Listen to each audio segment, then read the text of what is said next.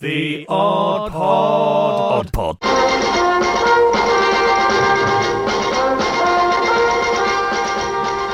Hello and welcome to the Odd Pod with some news you may have missed over the weekend.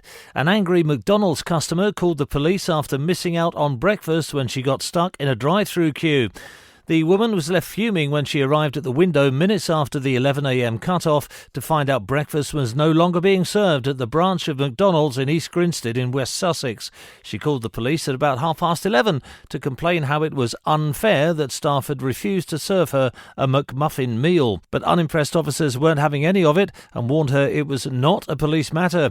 Mid-Sussex Neighbourhood Police Inspector Darren Taylor revealed the incident on Twitter. He said, "A call at 11:30 this morning from an angry lady who stated due to the queue at the McDonald's drive-thru in East Grinstead, by the time she got to the window the breakfast service had stopped and she couldn't order a breakfast. The lady was given words of advice about ringing the police."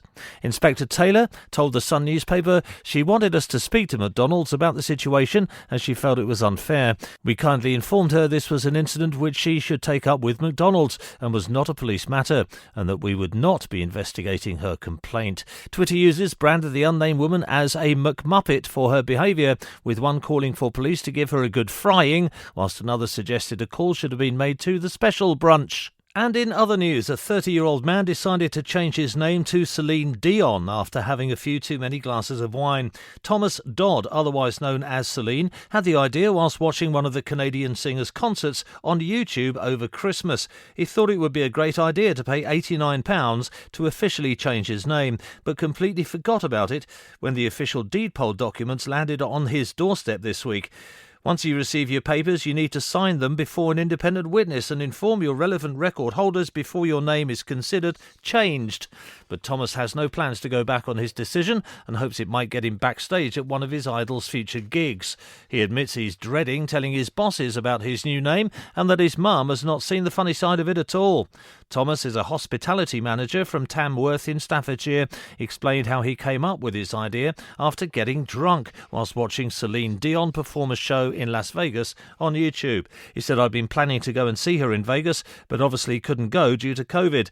So I've become a bit hooked with watching her concerts as it's the next best thing. I'm a bit obsessed with her, and I always have been. But I don't know why it crossed my mind to change my name to hers. I can't really remember doing it, and I forgot all about it by the day after." By the way, his mother refuses to speak to him now, and his girlfriend isn't that impressed either. "I did tell her it could be worse, and it could have been Boris Johnson," he said. "We're just lucky he doesn't have any live concerts on YouTube." She finds it funny now, though, as does my sister, but she nearly choked on her sandwich when I told her. "I'm also dreading telling work. How do I tell them that they have to refer to me as Celine Dion from now on? I'm a lifelong fan, and I went to see her a couple of years ago, but my dream is to still go out and see her in Vegas. I think she's just amazing and has an incredible voice. I'm more upset that I haven't inherited the voice or the bank account, but that's something I can work on."